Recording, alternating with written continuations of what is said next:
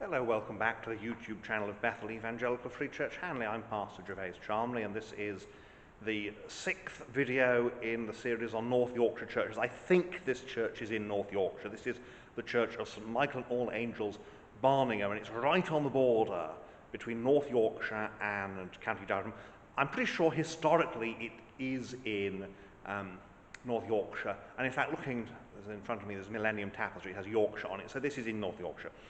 And this church was built in 1816. It replaced a much older building that was to one side of the current structure. They built the current building, of course, leaving the old church, and then knocked it down when they finished. It's an interesting example of a church of the second decade of the 19th century. Originally, it would have had box pews and a three-decker pulpit, but all that's been swept away by the Victorians, and it's now got a very Victorian interior. But you can still see some interesting features, such as aisles that are so tiny as to be really vestigial. They're not visible on the outside, and they're just ambulatories. They're passageways to go up and down to your pews. They're not for people to sit in. It's a building that is in a sort of Tudor Gothic style. It's Gothic revival. There's an effort to be kind of architecturally correct, but it's all a bit fun, which is great. I like this sort of period. It's a shame the interior hasn't been preserved, but it's a lovely example. Again, it's this Georgian, late Georgian era and Georgian Gothic rather than Victorian Gothic. And we'll see as we go around the difference, or part of the difference. So let's have a look around. Here we are at the West End. You'll notice light levels in churches differ enormously, and here we've got a lot of stained glass. This is a big house church. There's I think Barningham Hall nearby, and this church is very much for the big house, and hence it has this sort of big house feel to it, and it's got all these stained glass windows, which is a shame because it makes it a bit gloomy. It's about 4:30 on a somewhat rainy March Monday, late March though. So here we are at the West End anyway. So here is the font, and the font is in memory of John Edward Johnson, Esquire, who died November the 15th, 1868, aged 64. So this tells us a Victorian. You have to look at the description to go, that's Victorian. You can see here beyond it, here is one of the aisles. Here is, so you stand here at the West End, we look straight east, and you can see you've got this tiny little north aisle here, and it's the whole function of this tiny little north aisle is this is an aisle to walk down to get to your pew. Here we have Christ and Mary Magdalene, an old panel, embroidery by the look of it. It's an embroidered panel. Christ and Mary Magdalene, you can see the crosses in the background of the empty tomb, and I am the resurrection, and there's a spade, because she's supposed to be the gardener, and there's kind of a tradition to have him with a spade there. I'm not sure it makes very much sense, but traditions are funny things, and who am I to... Well, I can question them, of course, in terms of a video. Again, we've got you can just about see there, the 1977 Silver Jubilee, Queen Elizabeth II, who no one, of course, in 77 imagined that she'd have go on as long as she did. Here we have Belden Sea, if there be any sorrow, like unto my sorrow, it's the crucifixion, and Christ in the centre, angels looking on, Mary Magdalene, and then it goes Virgin Mary, Mary the mother of our Lord, and John the Evangelist, and I suspect that the artist would have still called it the Virgin Mary because it's a bit high church. And this window was dedicated to the memory of Henry Milbank, who died June 1862 by his brother Sir Frederick Milbank, Baronet, on the restoration of this church in 1891. So that tells us 1891 is when you get the present pulpit. You can just about see in this gloom. It is rather gloomy, isn't it? And there we have in memoriam Joseph Birtwistle, Scots Guards. I take my word for it. And he dies in the Boer War 1900.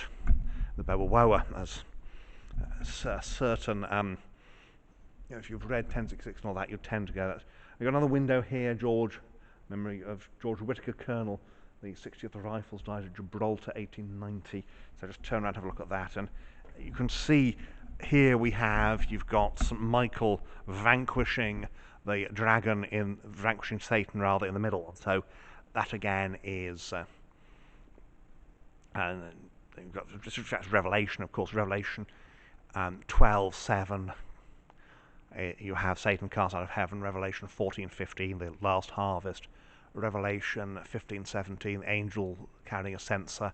So very much that Revelation theme, and there again these tiny little aisles, and very, very typical of this sort of period. It's West End entrance, and this big blank wall where you could have had a gallery. I'm not sure they ever had a gallery in here, but they could have, and it would have had the.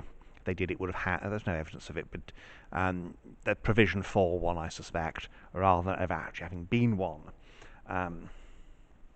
And you've got the rood screens in memory of Frederick Malcolm Millbank Baronet, and so the Millbank Baronets, obviously the big house here, and very, very gloomy chancel, because again the Victorians have been here and done what Victorians do, I'm afraid.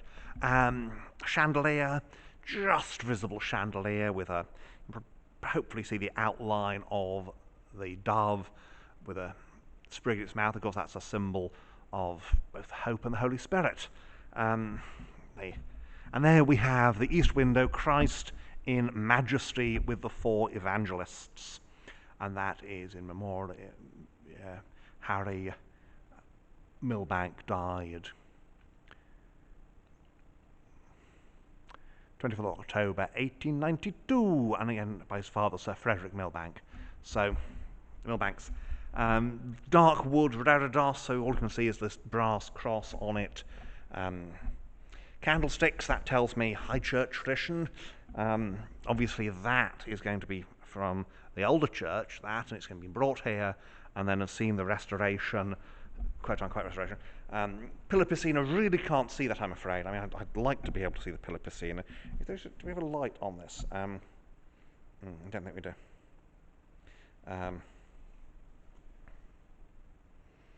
Do we have a light on this camera? I think we do. No, not doing it. So, but you just about see there the pillar piscina top, and again that will have been from the old church. And pillar piscinas are quite interesting. Little organ there, and great big screen. Sir Frederick Millbank, chap has the church restored, and then when he dies, the screen is the last bit to be done, because screens aren't necessary; they're just kind of nice to have. Memorial to the Reverend Matthew Moore, can't really see that, but he's 33 years rector of this parish, died 1791, so he would have been, this comes from the old church. It's only more that seems to come from the old church, which is interesting. A nice roof there, bit of hammer beam going on. And back to your Victorian pews. I'm quite conscious the light is going, which is a nuisance. Haven't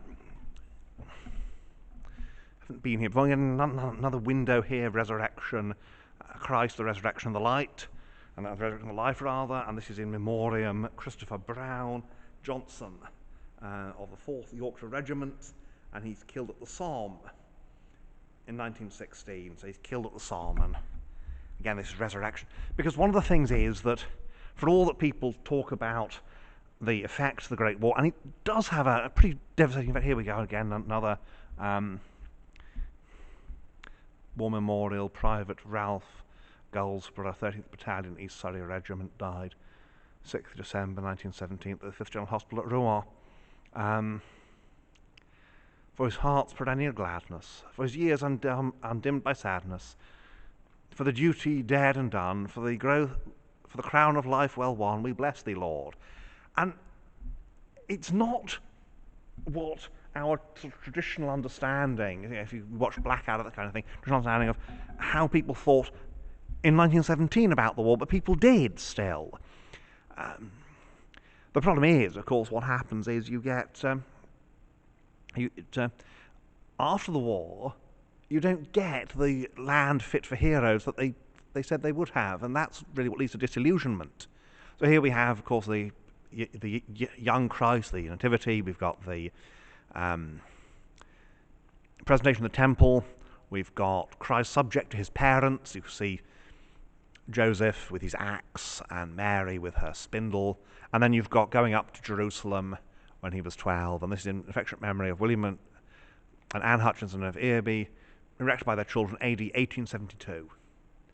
It's a very nice piece actually, and again emphasising, of course you have got with the infant, you have got this kind of cod medieval. Medieval people couldn't really draw infants for whatever reason. They kind of drew them as miniature adults, which of course that's not how they look at all. But that's sort of following medieval ideas. It's not that the artist here couldn't. But it's the reality of the childhood of Christ. And so here we are down the aisle, a tiny, tiny little aisle, you can see that.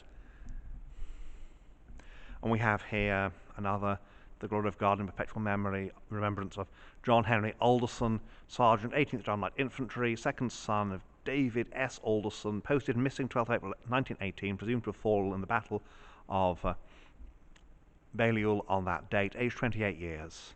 Your eyes do regard you in eternity stillness. And again, this remembrance, and it is an incredibly traumatic event, and the trauma is only added to by the fact of the failure of promises. Here at the back we've got these lovely big radiators. Here we are up high in North Yorkshire, it's cold. So quite right to have these nice big hot pipe radiators. Well, that then is the inside here at Barningham in North Yorkshire. Let's go outside. And so here we are outside at St Michael's Barningham. I can't do anything about the sound of a chainsaw in the background. They're doing some fairly drastic work on some woodlands over there, so I just speak up loudly. You can see here this beautiful late Georgian, early 19th century church, its little tower. And again, there's no sign at all of the aisles on the outside because not that kind of aisles. Big windows, and it's pre-Oxford movement, pre-ecclesiological. It's Gothic, but it's Gothic to fit with the way they do things. And the tower, of course, the porch with a door here on the south side. So have a look around, and I'll point out, among other things, the site of the old church. You can see nothing there today. And so we are here, Barningham, south side, the side that gets the light, and just here in front of the church would have been the old church. There's a family vault there which is believed to be just on the south side of the chancel of the old church. You can probably just about see here something of a platform, which suggests that the old church was here on this sort of building platform here. And nice, a local stone, nice windows here. Family vault. These family vaults are important. East end, there's a clergy door here, where you'd normally expect to find one on the south side. There's an old vicarage, little rectory over there, you just see it through the trees there. And we're up here, high and lifted up actually. That's John Eubank, 1813, so this is a stone from before the old church, so we know the old church wasn't here. And again you can see the rise there, probably that is where the old church was. So more Eubanks, and pick our way through the graveyard round to the east end. Now that east window looks to me probably a bit Victorian, so they've done things with the chancel in the Victorian era. Yeah, definitely. I could be wrong. No, I'm not wrong. You can see under it, can't you, just the scar where the window used to be longer, bigger, and it's just been bricked up to allow to let less light in, because of course we don't want to get too much light into our chancel. People might see things. Sorry, I'm not a great fan of the idea of this dim religious light. North side, and we'll see as we come down here, because we're on the edge of the hill here, we can see here on the north side that the church is lifted up, and that's because there is a crypt underneath. There's the crypt door. Now there's a chimney which does suggest a boiler room in the basement, but crypts generally, and there's two doors there, one of them therefore is going to be for burials. You can just see the big machine there. Tower, I suspect, yes, there's recycled stone from the old church in the building, but it's basically a new build, new design, new style, and after all, why not? You are building a new church for the village, and you don't, this idea is sort of imitate the medieval period. Well, kind of, but we can at least make it a bit more convenient for people, can't we? And that's the kind of thought that they've had. So, very nice building. Say early 19th century, 1816 it's built. There's a modern window in the porch stroke tower, with a tower, which also is the porch.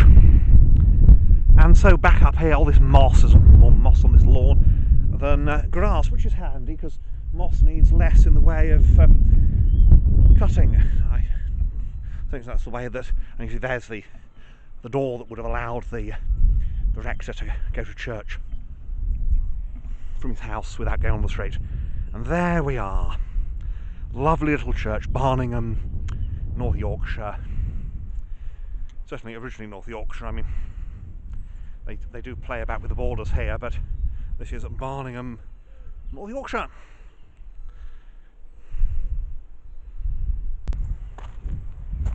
And so there we are, Barningham.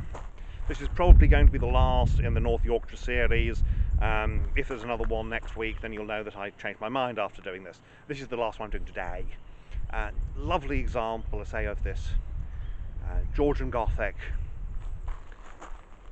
Very simple, quite straightforward, and yet it looks beautiful, and it fits in very well to the little village where it's located.